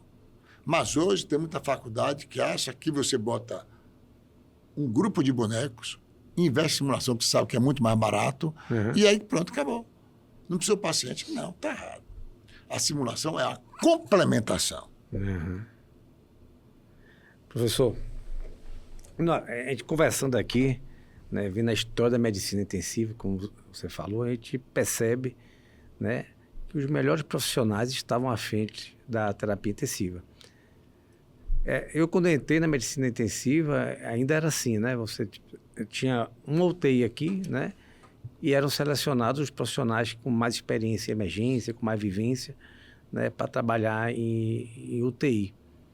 Hoje a gente vê que, especialmente depois da pandemia, aumentou-se muito os leitos de UTI, e nem sempre os profissionais que estão trabalhando naquele plantão da UTI, os plantonistas verticais, vamos dizer assim, têm habilidade para estar lá. Existe a residência, né? Existe o PM, existe a pós-graduação. Eu coordeno a pós-graduação de medicina intensiva pela MIB, e eu queria que o senhor falasse da importância do ensino, da educação no âmbito da medicina intensiva. O que eu quero dizer, assim, para ser para me fazer entender melhor, é que, no meu entendimento, o médico intensivista, ele tem que ter conhecimento do que está fazendo, especialmente em medicina intensiva. A gente não vê isso na prática. A gente vê que, por exemplo, na pandemia, a gente viu que a mortalidade nas UTIs foi alta, com uma variação grande, né, de 30% a 70%. E o que mudou não era o recurso técnico, não era o ventilador, o melhor monitor, era o recurso humano, né? Então, eu não sei se me fiz entender, mas assim, o que eu vejo hoje, assim, tem muito profissional trabalhando em terapia intensiva que não sabe terapia intensiva, né? E que deveria se investir mais em educação. Tem a pós-graduação, tem a residência, tem o PM. Qual a sua opinião sobre isso? Não. Você, realmente, a sua pergunta é bastante interessante, entendi bem. Na verdade, como eu digo, é a educação, a formação. Né? Nós avançamos muito na formação e a MIB, né, o qual me dediquei por muito tempo, presidi a Sociedade de Terapia Intensiva 2 vezes na Bahia, não é? Montei vários programas de residência, até hoje estamos à frente, vários programas de residência, não só da área médica, nós temos aí já mais de 100 num programa Institutos Oxbanais, com a MIB, com o Ministério da Saúde. A gente tem o PM e tem a residência com bolsa do Ministério da Saúde. Não só na nossa cidade, mas em todas as nossas unidades, em Goiás, em São Paulo, no Rio, que temos. E a MIB tem feito cada vez mais um esforço nesse sentido. Trabalhei também não só na Sotiva, mas na MIB, no Departamento de Reanimação, Humanização, e tem crescido. Você é um exemplo disso. todos esses elementos trouxe, você vê a diferenciação que tem as suas unidades, porque investe em educação. Infelizmente, da mesma maneira que se proliferaram, né, muitos cursos de medicina, a gente tem cada vez mais formado, né, profissionais que não estão com a formação completa. Daí já começa. Né? A residência também mudou muito. O residente, você sabe, antes, na minha residência clínica médica lá com o Peixinho, não tinha hora para sair. Tem negócio de ser 12 horas na hora, 12 horas não. Se eu estava lá, não acabei, eu ia até 20 horas, 22, 23. Entendeu? Daí o nome residência. Camargo, que é a maior residência, programa de pós-graduação, e nós temos um colega aqui, né? Pena que foi de lá, mas vários outros que foram, Tadeu, muita gente foi para lá, né? Que continua sendo o melhor programa de cirurgia torácica do Brasil. A pneumologia nasceu no Rio de Janeiro, o Gerson Teixeira era o grande baluarte, o grande cirurgião torácico. Depois foi para São Paulo, depois a pneumologia cresceu muito no Rio Grande do Sul. E o Camargo, ele era o melhor programa de pós-graduação, ele nunca quis ter residência. Ele não montou programa de residência, eles eram um programa de pós-graduação, ele não recebia a bolsa do MEC. Os pós-graduandos, sabe por que ele dizia? Porque o MEC dizia que tinha que ser 60 horas. Ele disse, meu residente, ele vai ficar a hora que tiver que ficar, 80, 90, 100 horas. Hoje, com raras exceções, o residente hoje, ele entra, quer sair 4 horas da tarde. Tem residente hoje entrando com questão trabalhista. Fica complicado, né? Entendeu? Então fica complicado, dentro do respeito. Eu me lembro que você tem que ter um elemento hierárquico. Eu andava na enfermaria, a professora de dia ia na frente, a gente ia atrás. Não é elemento senão, você tem que ter respeito, hierarquia, tudo isso é importante em qualquer sistemática. Disciplina, nada se faz sem disciplina, hoje não tem. Então, isso é repercussão do que eu estou dizendo a você, porque está tendo. Tem lugar que eu fui dar aula no pessoal de graduação, que eu entrei, os caras continuaram conversando. Se você não tomar conta, daqui a pouco o cara está batendo em você. Entendeu? Então, há uma linha disso aí. Então, agora, tem aqueles que querem, tem aqueles grupos que tem que se relacionar. Por isso que, graças a Deus, hoje a gente tem e continua lá na nossa cidade, porque tem que seguir uma linha, como você também. Mas, então, é que eu digo, é de separar joio do trigo. Então, o que eu vejo, você falou bem, essa disparidade de médicos e tal, isso, é aquele médico que não é, que é biqueiro. Eu digo, biqueiro é aquele cara que vai lá para tirar um dinheiro e fazer bico. Isso. Entendeu? E a MIB está lutando, estamos lutando cada vez mais, não, de ter intensivistas, pessoas que vão ser ali. Uhum. E tem como primeira especialidade, como você, eu tinha muito cirurgião que o cara ganhava dinheiro com terapia intensiva. Não com cirurgia. Cirurgia ele ficava ali fazendo. Quando o cara perguntava, você faz o quê? O cara dizia, eu sou cirurgião. E eu, meu amigo, você ganha dinheiro com terapia intensiva, você é muito ingrato. E aí diz que é cirurgião, você tem que decidir o que você quer. Entendeu? Uhum. Então, é isso que eu estou dizendo. Então, por que você tem sucesso? Por que você fez aí as suas unidades? Porque você selecionou pessoas. Por quê? Porque você também bebeu da mesma fonte. Então, quem bebe da mesma fonte, passa para os outros a mesma fonte. Aí você cria uma equipe, um grupo que quer aquilo ali. Então, o que está acontecendo? Porque essa especialidade viu UTI, a gente tem uma medicina intensiva do Brasil, é uma medicina intensiva avançada. Mas isso é um reflexo que vem desde a faculdade. Eu tenho um trabalho que eu não quero fazer, chamar todo o pessoal que foi do português, porque o melhor internato de terapia intensiva, a faculdade não teve internato. As pessoas queriam aprender terapia intensiva, não podia ficar nas clínicas, tinham que sair, tinha que ir português e espanhol. O português e o espanhol teve, mas ele não arrumou didaticamente o internato.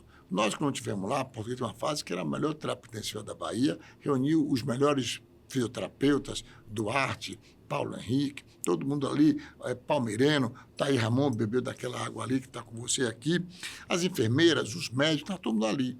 Todo mundo que ia para lá gostava de fazer terapia intensiva. Eu me lembro que eu saí do espanhol e fui ganhar metade quase do valor que eu ganhava do espanhol do português, porque era o melhor. Lá começou os swangans, lá começou ventilação avançada, os primeiros ventiladores servo, fazendo tudo aquilo.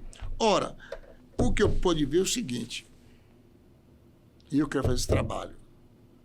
Todos os internos, Sandro, que passaram para lá, era uma prova difícil. E a gente puxava. Todos os internos são bons profissionais. 95%.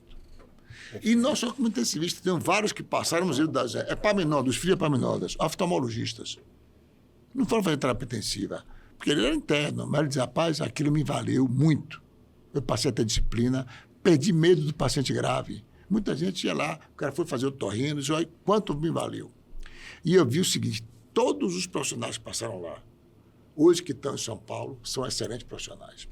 Então, eu tenho um elemento que diz assim, se você não for um bom interno, você não vai ser um bom médico. E todos os bons internos, ali você vê a cepa, que negócio, pau que nasce todo mundo. Todos os bons internos estão vindo em São Paulo.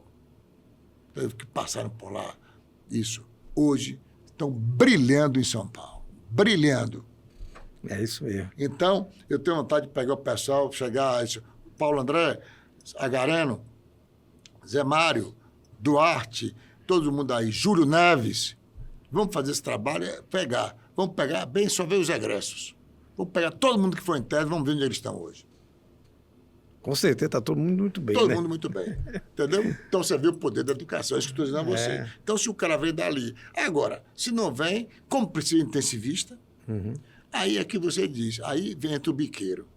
Aí entra aquele indivíduo que vai coordenar, não é? Que está aquilo ali, e mesmo ele sendo coordenador, será que ele está se atualizando? Ele fez o título especialista, fez aquilo ali, e agora depois... O mercado começa a selecionar também, professor. Né? Então, assim, por exemplo, aqui a gente está indo para a 4ª turma da pós, né? Então, pelo menos nas UTIs que eu coordeno diretamente, eu dou prioridade a quem tem pós. E você vê que a educação é continuada, né? Se você fez um curso para o que chama-se educação, continuada. É isso que você falou. Então, não adianta você ter bons ventiladores, eu digo sempre, né? Você tem que ter um binômio. Não adianta você ter um excelente carro e não ter um bom piloto. Não adianta você ter um bom piloto também e um carro ruim. Você pode ter ali. Você não precisa ter os melhores equipamentos. Você tem que ter bons equipamentos e bons médicos. Então, é muito melhor que você tenha aí que saiba reproduzir. Tem gente que tem um excelente equipamento, é que nem você tem um bom carro excelente e não sabe dirigir. Tu dá um avião para o cara que não sabe pilotar, né? O avião vai cair, né? Ou, pior que o cara não sabe pilotar, aí ele nem entra. O pior é o mediano. Que acha que sabe, né? Porque é aquele que mais ou menos. Porque o cara que não sabe, você é veloz, isso aí não vai. Entendeu? Mas o pior coisa é aquele cara que é mediano, entendeu? Então, Isso é verdade. Esse é o problema. Tem um livro, para finalizar, viu, eu vou dizer a você assim, um livro muito interessante, Administrando como Napoleão. Napoleão dizia que tem 4 tipos de soldados. Aquele soldado que é inteligente, criativo, e tem liderança. Esse deve ser o oficial superior. Vai ser um general, vai ser um marechal e tal. Aquele que é inteligente, é criativo, certo? Tem iniciativa, mas não tem o forte dele na liderança. Esse vai ser o capitão, o major, no máximo até um coronel. Tem um outro soldado, que é tudo general soldado, que é aquele cara que é inteligente, certo? Tem iniciativa, é inteligente, né? Mas não tem iniciativa. É um cara, quer dizer, um cara preparado, não é preparado, inteligente, é um cara preparado, mas não tem iniciativa. né? Aquele cara preparado, você vai dar uma ordem para ele, faça isso, isso, isso, isso. Ele vai lá e cumpre aquilo. Ele disse, esse deve ser o sargento, o tenente, né? Um cabo, né? E tem aquele indivíduo que ele é mediamente preparado e não tem iniciativa. Esse deve ser o soldado raso. Entendeu? Deve ser o soldado. E tem aquele indivíduo que ele é mal preparado com iniciativa. Ele diz, esse é o perigoso. O mal preparado com iniciativa. Que esse cara vai fazer merda, pô. Uhum. Então ele disse, esse cara aquele que acha na linha de frente para morrer. Isso quer dizer Napoleão. Então, o pior coisa que você tem é isso. É o cara mal preparado com iniciativa. Aí é uma merda. Aquele que acha que sabe, né? Que acha que sabe. E não é, e tem iniciativa. Imagina um cara que não sabe e o cara não tem iniciativa. Eu digo, esse não. Manda na linha de frente, dá para dizer assim, dizendo, né? Manda na linha de frente para que ele ser usado como busta de cena para morrer e na frente. Entendeu? E tem demais disso daí, viu? Então é isso que está acontecendo, entendeu? Tem demais. Um bocado de gente, o mal preparado com iniciativa. Tem até um efeito país, o Danny Kruger, ele vai falar? Vou lhe passar depois. Exatamente. Professor, nós estamos finalizando aqui, e eu sempre finalizo perguntando assim ao convidado, né? O que você faz como hobby? Eu já sei sua resposta, né? E eu queria que você me dissesse, quando você não está praticando medicina, praticando gestão, o que você faz como lazer, como hobby? Eu tenho duas coisas que eu gosto muito, né? Primeiro, filme. Eu sempre fui... eu digo assim, meus irmãos riem, que talvez se eu tivesse... Quem tem aquelas profissões tradicionais? Talvez eu morei na Inglaterra com meu pai para fazer pós-graduação, mas talvez se eu tivesse nascido na Europa, que tem um elemento cultural muito grande, talvez nos Estados Unidos, aí tivesse mais uma abertura de profissões, né? E talvez eu fosse fazer cinema, né? Eu gosto muito de criar, de montar coisa, etc., fazer filme. Aí eu brinco com meu irmão, que é publicitário, e diz assim, ele ri, né? Não, rapaz, Então, eu gosto de fazer meus filmes, tirar foto e tal. Então, eu gosto muito de filme. Eu sento, escolho filme. Então, adoro realmente ver um bom filme. Eu não assisto televisão, não assisto hoje nada. Eu só assisto hoje, algumas vezes, até hoje, com esse negócio de fake, até noticiário, né? Jornalismo, eu assisto muito pouco. Um CNN, um BBC, então, isso. Porque hoje está tanto fake news e tal. Então, hoje eu sento na televisão para programar, ver filmes. Estou me reduzindo mais isso para ler mais, porque o elemento de você ver filme, você reduz sua capacidade de leitura e eu estou trabalhando para voltar a ler mais, porque o filme acaba ali também trazendo em a tela. Bem, então, essa é um grande hobby meu. O outro, dizendo assim, como que eu gosto muito da vida de campo. Né? Se eu queria fazer, adoro bicho, então, eu adoro montar cavalo, estar no campo. Eu gosto também. Então, é uma coisa muito boa, entendeu? E a outra, que eu sempre fiz muito esporte na vida. Com essa nossa vida de cada vez mais, né, plantão, voltar, estresse, eu passei a ganhar peso, fazer menos exercício, tal, que eu fazia muito. Né? Então, com o advento do episódio que eu tive em 2017 de uma angina, graças a Deus eu tratei isso, e com o meu passado de meu pai, de antecedente familiar, né, eu voltei a fazer uma coisa que eu gostava muito, sempre fiz muito esporte, fiz capoeira, peguei onda, fiz surf, né, lutei boxe, lutava a cavalo, lutei karatê, muito disso aí. Depois com essa vida, tem uns 72 anos de plantão, coisa de maluco da gente, né? Então você vai. E aí eu voltei. Aí eu voltei realmente isso como elemento, depois estimulado também por meu irmão Nizam, né, que ele chegou a ter 142 quilos também nessa vida de louco, e aí depois o que curou ele, e ele no livro dele, vou dizer aqui, quem quiser ler, né, Você Aguenta Ser Feliz, que ele explica como ele chegou a isso, ele chegou através do esporte. Isso me emocionou tanto ver meu irmão mais velho fazer isso, porque eu digo, eu vou voltar à minha vida do passado que eu tinha quando jovem. Aí, digo, vou começar a correr. Eu comecei a andar, depois correr. Então, fiz aquilo como elemento de voltar ao esporte para eu poder ter uma vida saudável. Nós somos instrumentos, nós médicos, de saúde. E às vezes a gente não cuida, na maioria das vezes a gente não cuida da nossa própria saúde. Então, eu digo, a gente tem que dar um exemplo. Aí comecei a correr. E daquilo que eu comecei a correr como elemento assim de disciplinar para trazer a saúde, hoje eu sou realmente apaixonado por corrida. É uma coisa que me traz um bem. Eu corro meditando, vou sair daqui e vou programar minha corrida. Na Olívia então, Flores. hoje passa a ser uma coisa hoje que me traz um bem-estar físico, psíquico e emocional. Entendeu? Então, realmente passou a ser um elemento de diversão, mas além de diversão, de equilíbrio, de um ponto de equilíbrio, né? São duas coisas da gente nessa vida louca que me mantém isso. A minha corrida, e na corrida eu medito, e análise. É o que eu digo, entendeu? Eu comecei a fazer análise com 50 anos. Se eu soubesse quanto é importante, eu digo assim, era uma coisa que todas as pessoas deviam ter, mas principalmente nós médicos. Entendeu? Perfeito. Devia começar a fazer análise. Hoje, graças a Deus, meus filhos, eu agradeço a minha analista, viu? A doutora Aida Baruch, que todo mundo ache uma Aida Baruch na vida, um analista, que nós todos precisamos. Quer dizer, a gente conhecer nossa mente, conhecer nosso interior, e nós médicos principalmente. Todos os profissionais, mas devem ter. Mas a gente que lida com vida, é essencial que a gente faça análise. Então, a corrida, né?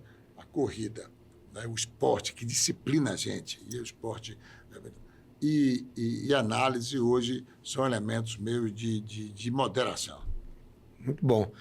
Professor, finalizando agora, queria que o senhor, olhando para aquela câmera ali, essa de cá, desse um recado para quem está entrando no mundo da medicina, quem vai ser médico, né? O que ele deve focar? Você, durante a entrevista, já falou algumas coisas, né? Mas só para se pudesse consolidar numa frase, como seria?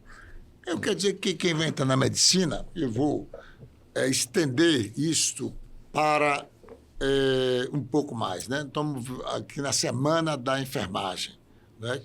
Dia 12 foi o dia do enfermeiro e o próximo dia, acredito, senhor assim, eu acho que dia 20 é o mês do técnico de enfermagem, né? O mês de maio é o mês das mães, né? É o mês da enfermeira. É ainda uma profissão de gênero feminino. Graças a Deus, tem o gênero masculino aumentando aí e cada vez mais presente, mas continua dominado predominante o gênero feminino. Mas a área médica também. Já tem mais mulheres. Sim. Né? 56% dos formandos são mulheres. Já. Nós somos já a minoria. Entendeu? Graças a Deus, elas merecem, são mais sensíveis, são mais inteligentes. Eu, pessoalmente, gosto mais de trabalhar com as mulheres do que os homens. São mais organizadas, pragmáticas, disciplinadas, no geral. Porque nós, homens, temos característica feminina, né? Nós temos 20 genes, 10 que são masculinos, 10 femininos, entendeu? Então, você ser detalhista como eu sou, é um gênero, é uma qualidade feminina. Nós temos, entendeu? Você ter visão de espaço é uma qualidade masculina, é um gene feminino, masculino. Tem algumas mulheres que têm, sabe se situar no espaço. Você fazer várias coisas ao mesmo tempo é do gene feminino. Então, às vezes você herda, você herdou de sua mãe, entendeu? Você consegue fazer várias coisas ao mesmo tempo. Eu consigo. Então, isso eu herdei de minha mãe, é um gene feminino. Então, todos nós temos. Mas, voltando aqui, então, como é o mês de maio, eu gosto de falar assim, para o médico, mas não só para o médico, mas para todo profissional da saúde, que eu chamo colega de cuidar das suas vidas. O médico, aqui, a enfermeira, o fisioterapeuta. Sabe o que eu digo? Eu digo sempre o seguinte, nós temos vários talentos. Eu sou homem crente em Deus e eu acho o seguinte, nós todos somos filhos de Deus. E se Deus fez a gente sua imagem e sua semelhança, nós somos 7 bilhões, eu não acredito que ele ia fazer um melhor do que o outro e não dar igualdade. Como Deus, o seu nome que você quiser, o ser universal, o sol, ou Alá, cada um dá um nome na sua cultura, entendeu? Que vai ter lá o Shiva, não é? o Deus, o Jesus Cristo, né? O Yeshua, o que você dê, ou se você não acredita nisso, acredita que o ser superior, que você acredita lá, mas o que for, ele vai querer espalhar o bem para todos. E ele não ia dar mais a um que a outro. Então, eu acredito que cada um de nós tem um talento único, que naquilo você é melhor que todo mundo, só você tem, uma digital. Então, primeiro que você descubra qual é o seu talento. Tem muita gente que leva a vida inteira por descobrir. E use aquele seu talento da melhor maneira que seja para você ser feliz. Vai para o médico, para você ser feliz e fazer os outros felizes. Né? Então, o que eu quero dizer? Então, essa é a principal coisa, entendeu? Para você descubra. Eu acho que o médico, quem cuida de saúde, você é eleito, você é escolhido. Se você for escolhido para aquilo, use o seu talento para cuidar e salvar vidas. E essa é uma dificuldade tão grande que, para você ter aquilo, você tem que, primeiro, gostar de gente. Lembre que é um outro que está ao seu lado. Então, você tem que se esmerar ao máximo para aprender, para conhecer, para você cuidar de você ter o conhecimento, mas usar ele. E usar ele com carinho, com amor, vendo o seu próximo, querendo ajudar e se aplicar aquilo. Não adianta você ter conhecimento, tudo aquilo, não ter. Você levar aquilo com amor. Gostar de gente. Depois, se atualize. Estude. Mas, além de estudar, não é só informar. Aprenda a estudar e aprenda a raciocinar. Hoje, informação, às vezes você tem pessoas... Eu tenho pessoas que trabalham comigo, pessoas até, às vezes... Não tem nada a ver uma coisa com analfabetas. Não sabem escrever, não, mas são extremamente inteligentes. Não tem nada a ver uma coisa com a outra. Então, você tem que aprender a raciocinar. Então, informação é uma coisa, inteligência é outra. Então, é o método socrático. Sócrates dizia, não é que você tenha informação, aprenda a pensar. O método da maêutica. Parir ideias. Então, você às vezes não tem o conhecimento, sem nada, e você começar a aprender a raciocinar. Isso é usar da sua inteligência. Puxar pelo raciocínio. É a lógica. Se você junta essa lógica à sua informação, aí você junta. E se você junta essa informação ao seu talento, melhor ainda. E aí, se você exercita aquilo e gosta de pessoas, e você exercita esse elemento de estar com pessoas, isso que o médico tem que ter, aí você vai fazer um grande trabalho. Então, é isso que eu digo. Então, gostar de ensinar, gostar de aprender. Isso é um binômio. Aprender e ensinar. E trabalhar cada vez mais hoje em coletividade. Trabalhar agregando. Ninguém faz nada sozinho. Todos nós temos o que aprender com o outro. E a gente só cresce a gente fazendo isso. Agora, a liderança, eu digo, tem gente que já nasce líder, mas ele precisa cultivar aquilo. Né? Você diz que tem vários líderes de várias camadas. Tem aquele indivíduo, né, que é um Napoleão, é um João Paulo II, entendeu? É um Einstein e tal. Tem líderes de vários níveis. Né? Cabe ao liderado formar também líderes. Isso. Formar líderes. E esses líderes dar coaching e formar outros líderes. Porque aí você vai fazer um grupo. Então, o que eu quero dizer, para o profissional da área de saúde, use isso com responsabilidade. Você está cuidando de gente, de pessoas. Vai adquirir seu conhecimento hoje.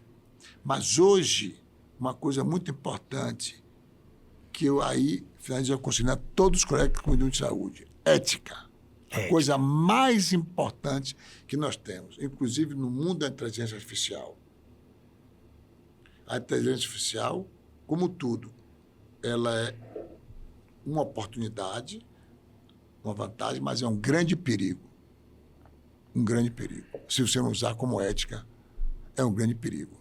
Yuval Harari, um dos maiores pensadores do nosso século, historiador, tem dito: o que pode acabar com a raça humana são duas coisas, o vírus e a inteligência artificial, se não for bem aplicada. Mas não é só ele não, o outro grande líder, o Papa Francisco. Cuidado, usem bem a inteligência artificial. Então, não é que ela está errada, é saber usar. E o que é que vai equilibrar isso? Ética. Estudemos ética. O que é a bioética? A bioética é você fazer o bem, não fazer o mal. Porque você pode fazer o bem de dia e fazer o mal de noite. Curar de dia e matar de noite. Uhum. Então, fazer o bem, não fazer o mal. Você ter autonomia, que é liberdade, autonomia e justiça. São os 4 pilares da ética. Então, se você não tiver isso, vou finalizar, eu estava falando hoje sobre nazismo ou fascismo, o que for. 60% a 70% dos oficiais nazistas tinham livre docência. Dos oficiais nazistas tinham livre docência e matavam gente. Eles tinham conhecimento. Mas não tinham ética. Eram livre docências, mas não tinham ética. Então, outro ponto. Todos temos que ter, mas principalmente quem lida com vida. Perfeito. Pessoal, eu finalizo agora o podcast. Agradeço ao Dr. André Guanais. Foi um dos melhores podcasts aqui, cheio de conhecimento, né? Especialmente sobre medicina, especialmente sobre medicina intensiva, que é a minha área, né? Obrigado, até a próxima. Bem, Sandro, foi uma grande oportunidade. Eu agradeço imensamente, viu? Foi um papo muito agradável. Viu? Parabéns aí pelo programa, viu? Obrigado. Tirando o jaleco aí, Sandro Bahia, pela LUTI. Mas não puder deixar de dizer que estou aqui revendo a Vitória da Conquista depois de muito tempo, retornando aqui. E retornando aqui e muito entusiasmado e alegre de ver um projeto liderado aí pelo Sandro, que é uma liderança da terapia intensiva, da medicina, do profissional, certo? Uma liderança da Bahia, que se expressa para o Brasil, não é? E que está trazendo essa boa medicina intensiva, boa medicina, né? Que eu digo da medicina crítica, pré-hospitalar, do intra-hospitalar, não é? E da emergência, da UTI, do pré-hospitalar, da ambulância, não é? Para o interior da Bahia, não é? Para o interior da Bahia, Pujante, Vitória da Conquista, Brumado e todas as cidades vizinhas, né? E não contente com isso, que ele levou e ampliou para levar a medicina intensiva de qualidade, ele parte para um projeto audacioso, pertinente, né? Com projeto de estruturar o Hospital Elo de Brumado, que vai servir aqui, esse projeto, que você está trazendo aí saúde de qualidade para quem precisa e merece, para 20 cidades aqui circunvizinhas, né? Beneficiando uma população aí de 500 mil de habitantes. Então, é um projeto que eu tenho o prazer de poder participar, de poder contribuir, viu? Um projeto com muito bom planejamento, com muito boa estruturação, liderado pelo Sandro, tendo aí o braço de da Érica, mas com todo um time. Ele não poderia fazer isso se ele não tivesse um time de pessoas que dão qualidade a isso daí. Então, Sandro, quer dizer, parabéns pelo programa, que é um reflexo disso, da vontade também de comunicar. O gestor tem que se comunicar muito bem, faz parte do gestor. Como dizia a Chacrinha, quem não se comunica, se trumbica. Parabéns, Sandro. Muito obrigado. Muito obrigado, André.